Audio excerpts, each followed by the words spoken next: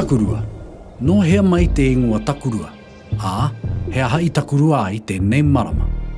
I Takurua ai tēnei marama nā te wahine atamanui te rā, nā hine Takurua. Ka rewa a maru te whetū nei I muri mai I te marama o pipiri hei tohu I te marama tuarua o te tau Māori. Ka taka te rua o Takurua I te takiwā o te hurai me te ākuhata.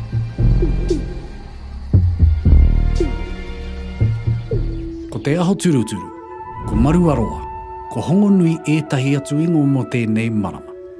Engari ko te ingoa e mōhio tia whānui tiana, ko hōngongoi. He whetū hoki a hōngongoi, ā, ko te tikanga o te ingoa nei, ko te tangata e kō piripiri ana, e pāhake ana I te kino o te makariri. E aiki ngā kōrero, koe nei te marama kua tino māta o te tangata. Me tahuahi, ka pāinaina.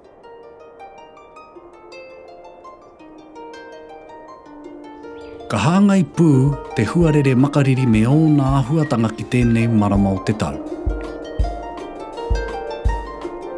Ko te hukarere, ko te hukapapa, ko te pūhuka, ko te waiwaha me te uawhatu ka kia ko te anu o Takurua. Ko te marama tuarua o te tau Māori te wā ki te kai I ngā hua I hauhaketia I ngā kaupeka mahana o mua. Ko ngā kai ēnā kua putu mai ki te rua.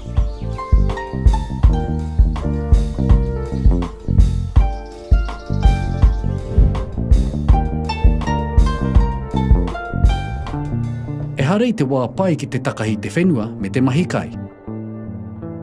Engari kē ia he wā ki te ako me te whakarite mahere. Ka raru kino nei te iwi. Kāore I putu mai te nui o te kai ki te rua, hei kai I te hōngongoi. Ko I nei te hōhonutanga o ngā tohutohu kei te whakatauki, mahia he wahea mo te Takurua, mahia he kai mo te tau.